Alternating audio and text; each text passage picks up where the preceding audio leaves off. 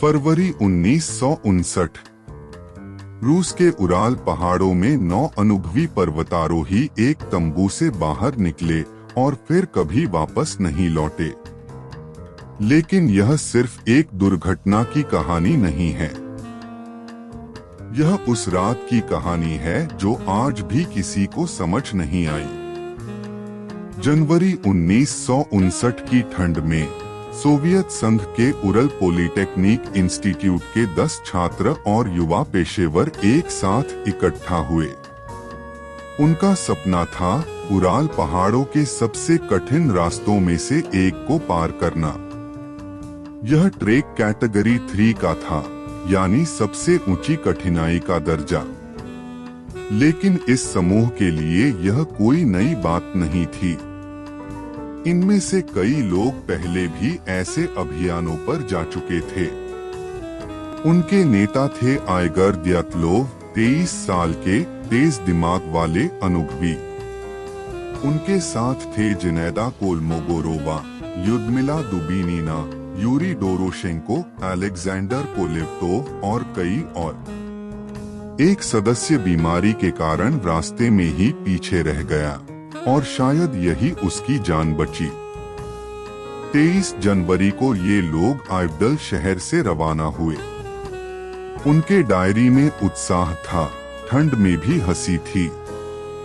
तस्वीरें खींची जा रही थीं, गाने गाए जा रहे थे। यह एक साहसिक यात्रा की शुरुआत थी। लेकिन फिर कुछ हुआ। 1 फरवरी की रात समूह खोलत स्याखल पहाड़ की ढलान पर अपना तंबू गाड़ता है। यह जगह मानसी लोगों की भाषा में मृतकों का पहाड़ कहलाती है। एक अजीब इत्तेफाक या शायद एक चेतावनी जिसे किसी ने नहीं सुना। खराब मौसम के बावजूद वे रुकते हैं। रात के खाने की तैयारी होती है और फिर सब कुछ खत्म। 12 फरवरी को उन्हें वापस लौटना था। वे नहीं लौटे।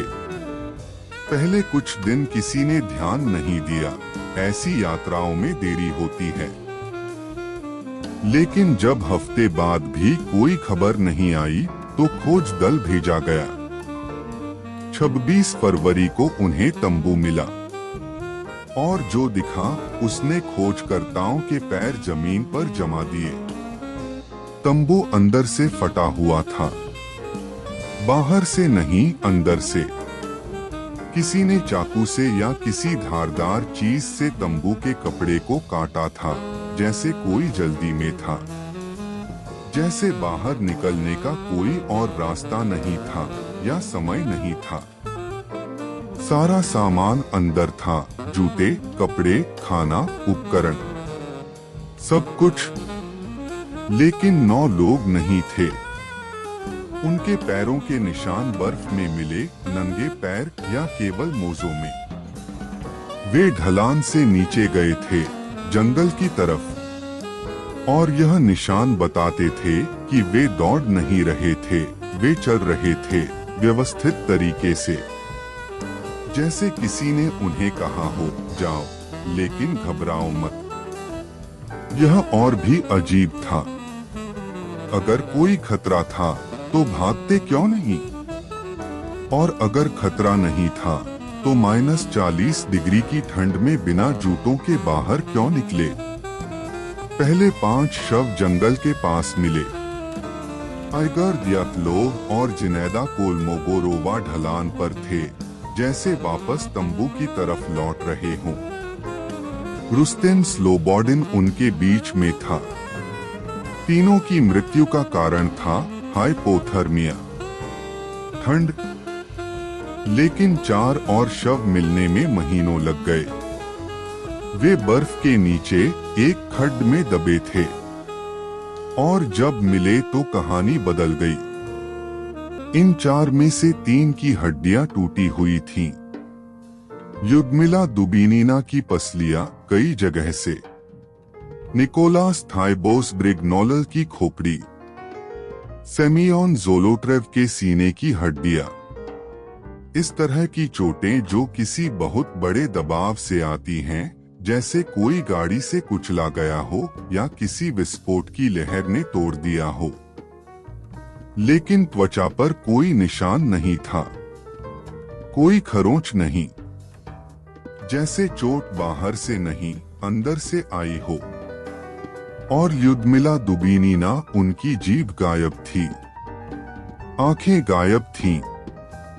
जांचकर्ताओं ने कहा यह जानवरों का काम है लाश के सड़ने के बाद। लेकिन कुछ लोगों को यह जवाब पूरा नहीं लगा। एक और चीज थी, कपड़ों पर उच्च स्तर की रेडियो एक्टिविटी मिली। यह क्यों थी, कोई नहीं बता सका। सोवियत सरकार ने जांच की, फाइलें बंद की। निष्कर्ष था एक अज्ञात कंपेलिंग फोर्स के कारण मौत। यह भाषा खुद एक रहस्य थी। कंपेलिंग फोर्स, मजबूर करने वाली शक्ति। लेकिन कौन सी, क्या? फाइलें दशकों तक बंद रहीं। कोल्ड वॉर का दौर था। सोवियत संघ में हर चीज गुप्त थी। जब 1990 के दशक में कुछ दस्तावेज सार्वजनिक हुए तो रहस्य और गहरा हो गया। तब से अब तक दर्जनों सिद्धांत आए हैं, कुछ वैज्ञानिक, कुछ षड्यंत्र के, कुछ अलौकिक। पहला सिद्धांत हिमस्खलन, एवलांच। बर्फ का एक बड़ा टुकड़ा अचानक आया, तंबू पर गिरा, लोग घबरा गए और भागे। यह समझ में आता है, हड्डियां टूटना, हाइपोथर्मिया से मौत। लेकिन खोजकर्ताओं ने कहा बर्फ वहां उस तरह नहीं थी, ढलान की एंगल उतनी नहीं थी। और अगर एवलांच आया तो तंबू के पास बर्फ का कोई बड़ा टुकड़ा क्यों नहीं मिला? दूसरा सिद्धांत इंफ्रासाउंड। पहाड़ों में हवा कभी कभी ऐसी आवाजें पैदा करती है जो इंसान सुन नहीं सकता लेकिन महसूस करता है। ये आवाजें पैनिक पैदा कर सकती हैं, अनियंत्रित डर, भ्रम। शायद इसीलिए लोग अचानक तंबू से बाहर निकले, बिना सोचे, बिना कपड़े पहने। तीसरा, सोवियत सैन्य परीक्षण। उस इलाके में सीक्रेट वेपन टेस्टिंग होती थी। शायद कोई प्रेशर वेव, कोई एक्सपेरिमेंटल डिवाइस। इससे हड्डियां टूटना और रेडियो एक्टिविटी दोनों एक्सप्लेन हो सकते थे। चौथा, मानसी जनजाति। कुछ लोगों ने कहा कि शायद स्थानीय लोगों से कोई झड़प हुई, लेकिन मानसी लोगों से पूछताछ हुई, कोई सबूत नहीं मिला। और पांचवा, वह जो कहने में हिचकिचाहट होती है, यूएफओ। उस रात आसमान में कुछ देखा गया था। दूसरे खोज दल के लोगों ने कहा कि उन्होंने चमकती गोलाकार रोशनियां देखी। सोवियत सेना के लॉग्स में भी ऐसी एंट्रीज थीं। लेकिन क्या यह वाकई कुछ था या सिर्फ नॉर्दर्न लाइट्स थीं? 2019 में रूस की सरकार ने एक बार फिर जांच खोली। 3 साल की जांच के बाद 2021 में निष्कर्ष आया, एवलांच। एक विशेष प्रकार का स्लैब एवलांच जो अचानक और बिना आवाज के आता है। कंप्यूटर सिमुलेशंस से दिखाया गया कि किस तरह बर्फ का एक स्लैब तंबू पर गिर सकता था, हड्डियां तोड़ सकता था और फिर लोग घबराकर भागे। बहुतों ने इस जवाब को माना, बहुतों ने नहीं, क्योंकि कुछ सवाल अभी भी बाकी हैं। अगर एवलांच आया तो तंबू के आसपास उसके निशान क्यों नहीं थे? अगर लोग हाइपोथर्मिया से मरे तो कुछ के कपड़े दूसरों से क्यों मिले, जैसे मरने से पहले उन्होंने एक दूसरे के कपड़े उतारे और पहनाए? यह पैराडॉक्सिकल अनड्रेसिंग का मामला हो सकता है। हाइपोथर्मिया में कभी कभी ऐसा होता है, लेकिन कपड़ों का आदान प्रदान, और युद्धमिला की जीभ, और वह रेडियो एक्टिविटी, और वह अजीब नारंगी रंग जो कुछ शवों की त्वचा पर था। ये सवाल किसी एक जवाब में समा नहीं पाते। जो बात सबसे ज्यादा डिस्टर्बिंग है वह यह नहीं कि क्या हुआ था, वह यह है कि ये लोग जानते थे कि क्या हो रहा है। उनके पैरों के निशान बताते हैं वे शांत थे, दौड़े नहीं, घबराए नहीं। वे चले और फिर रुक गए।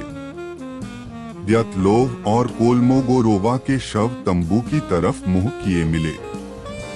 वे वापस आने की कोशिश कर रहे थे, शायद बाकियों को बचाने के लिए, शायद कुछ लाने के लिए, शायद कुछ और, लेकिन वे नहीं पहुंचे। -40 डिग्री की रात में एक पहाड़ की ढलान पर 9 लोगों ने कुछ महसूस किया, कुछ ऐसा जिसने उन्हें तंबू से बाहर निकाल दिया, बिना जूतों के, बिना कपड़ों के, और वह कुछ हम आज भी नहीं जानते। खोलत स्याखल, मृतकों का पहाड़। मानसी लोग सदियों से इस जगह से दूर रहते थे। उन्हें शायद पता था कुछ, या शायद यह सिर्फ एक नाम था, एक पुरानी कहानी। लेकिन जो 9 लोग वहां गए वे वापस नहीं आए, और जो गए उन्होंने कुछ ऐसा देखा, सुना या महसूस किया जिसके बारे में उन्होंने कुछ नहीं लिखा, क्योंकि उनके पास वक्त नहीं था। उनकी आखिरी डायरी एंट्री 1 फरवरी की है, उत्साह से भरी, इस उम्मीद के साथ कि कल और ऊंचाई पर जाएंगे। कल कभी नहीं आया। कुछ रहस्य सुलझते हैं, कुछ सिर्फ गहरे होते जाते हैं। द्यातलोव पास का रहस्य उन्हीं में से है, एक ऐसा सवाल जो हर जवाब के बाद और बड़ा हो जाता है। शायद एक दिन विज्ञान पूरी तरह बता पाएगा कि उस रात क्या हुआ था, या शायद नहीं। लेकिन उन 9 लोगों की याद, उनका साहस, उनकी हंसी, उनकी वे तस्वीरें जो उन्होंने खुद खींची थीं, वह बाकी है।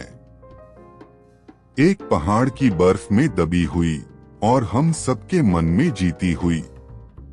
अगर ऐसी कहानियां आपको भी रुकने पर मजबूर करती हैं, तो यहाँ और भी हैं।